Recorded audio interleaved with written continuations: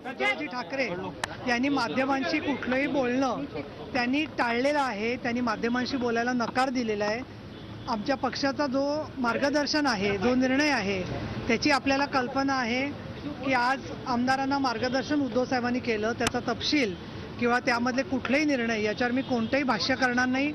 उद्याच्या पूर्ण दिवसामधलं जे विधानसभेतलं कामकाज आहे त्याबद्दल शिवसेना पक्षप्रमुख उद्धवजी ठाकरे, आमचे गटनेते एकनाथजी शिंदे यांना ज्या पद्धतीने सूचना देतील त्यामध्ये प्रत्येक स्तरावरती, मग तो अध्यक्षपदाची निवडणूक असेल, विश्वासदर्शक ठराव असेल, राज्यपालांचं अभिभाषण असेल, अन्य जे काही कामकाज आहे त्याच्यामध्ये पक्षप्रमुख उद्धवजी ठाकरे जे अंतिम निर्णय देतील त्याची पाठपुरावा आणि अंमलबजावणी 100% विधानसभेमध्ये केली जाईल।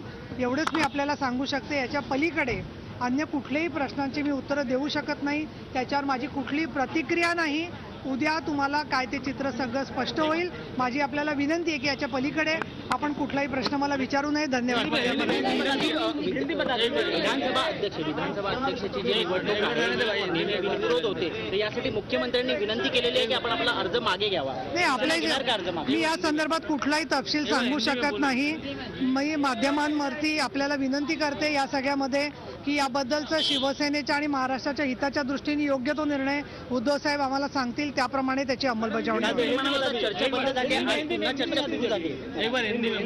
नाही, मी चर्चा केली याच्यावर माझी काही प्रतिक्रिया नाही। No comments please. झी 24 तास रहा एक पाऊल पुढे।